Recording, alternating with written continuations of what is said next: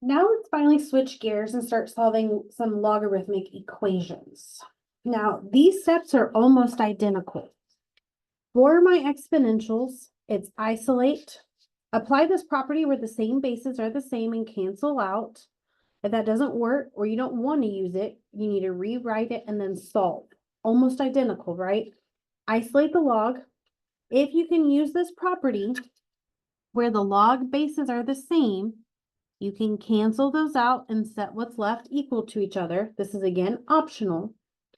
And if this optional property isn't applicable, you have to rewrite the log into an equivalent exponential and then solve. So really and truly, whether you are solving exponential or log, the steps are isolate, rewrite, solve. Now, because logs have a restriction on their domain, every exponential has a domain of all real numbers.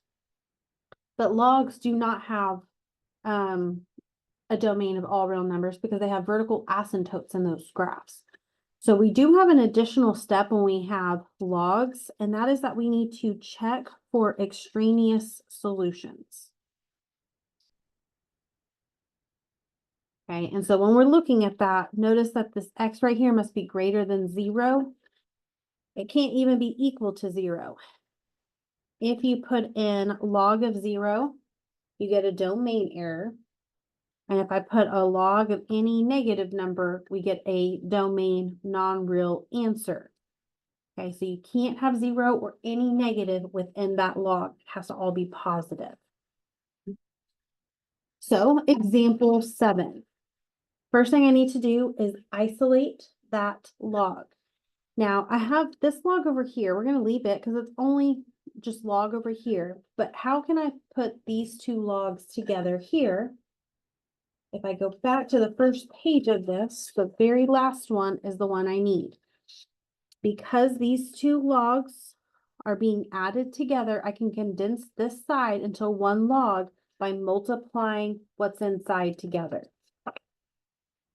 So this is the same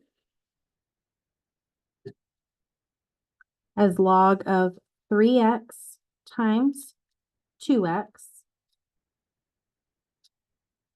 And if you don't need to write this stuff, you don't have to. But when I actually multiply those together now, I get log of 6x squared equals log of 150.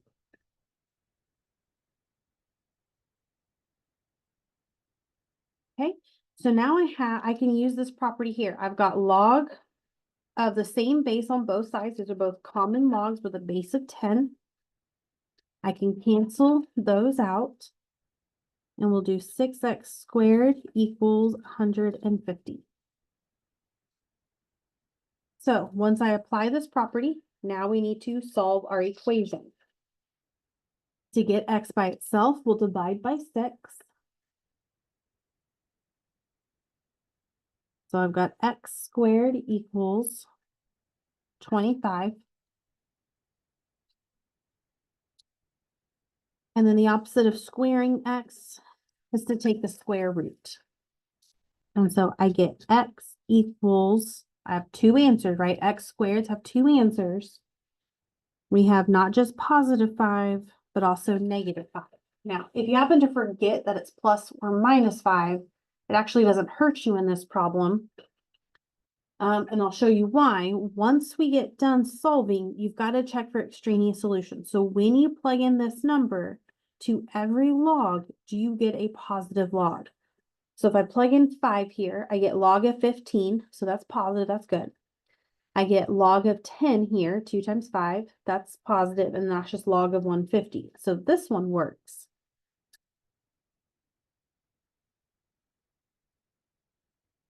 Okay, but when I plug in log of negative 5, we get log of negative 15. And so that makes this one here extraneous.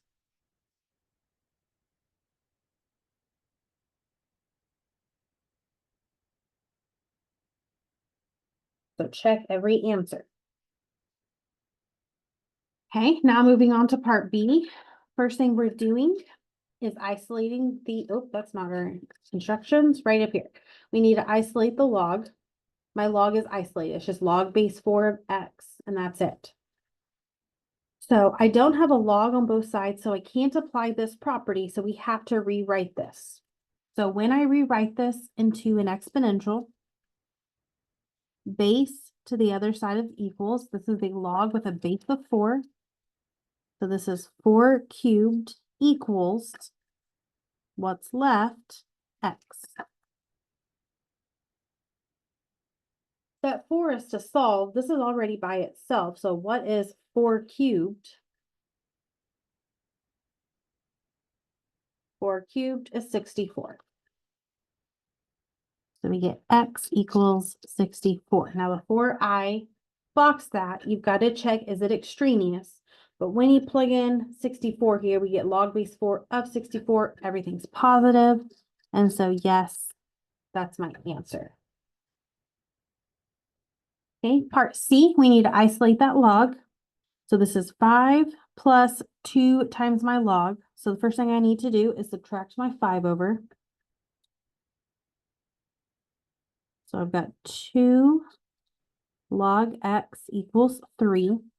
My log still is not isolated. You have one of two options here. And I'll show you both. The first thing I'm going to assume everybody wants to do, if this is 2 times my log, we're just going to divide that 2 over. And so we get the natural log of x equals 3/2.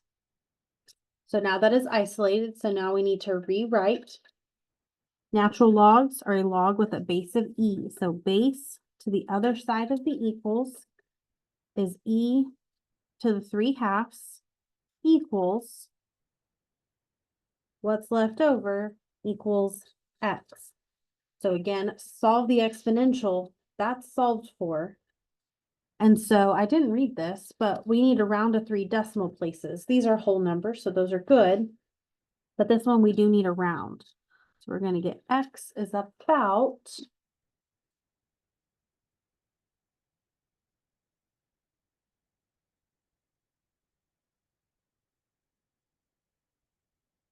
is about 4.48. That 6 makes that 1 go up to a 2.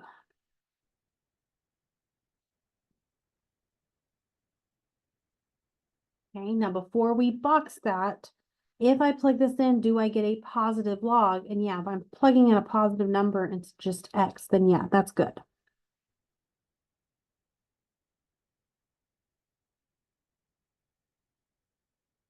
Okay, because it wants it as a decimal, this is my answer here, but as a reminder, this is our approximate answer. However,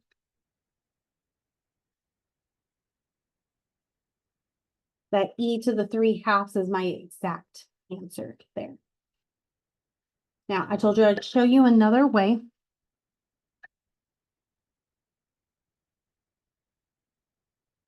If I am here. Now let's just go ahead. I'm just going to go ahead and rewrite this real quick since I've crossed out that 2. Okay. So after we subtract, okay, after I've subtracted the 5, I get this smudgy answer. We have another log property that states if I have something being multiplied here, we can move that up to the exponent position. So this would be the natural log of x squared equals 3. And now when I rewrite that, we have the natural log, which is a base e. So we have e cubed equals what's left over, x squared. And then the opposite of squaring x would be to take the square root of x. So the square root of e cubed gives me the exact same answer. Now we would have plus or minus, right? So we would be throwing out that negative one. but we get the same answer if you use that other property that says anything that's being multiplied or that's a product in front of a log can get brought up to that exponent position. So as you can see, there's multiple ways to solve these. As long as you're following the rules, you should get the right answer. So I'm going to assume most people are just going to divide that 2 over. Okay, and then my last problem here. Okay, we need to isolate the log. So because I have both of these logs on this side, and they are being added together, we can apply this property again that says if I'm adding 2 logs together, we can condense it to 1 by multiplying them.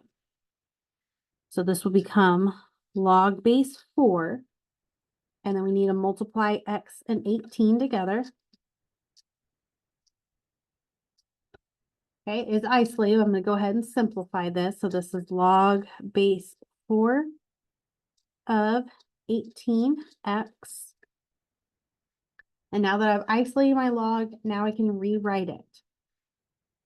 So base of my log to the other side of the equals means I have 4 to the first. And that's going to equal what we have left over of 18x. And now we need to solve the equation. So 4 to the first is just 4. So let's divide by 18. And we can reduce that. 4 and 18 are divisible by 2. So we got x equals 2 over 9. And you can just simply put that in your calculator. 4 over 18. Change that into a fraction.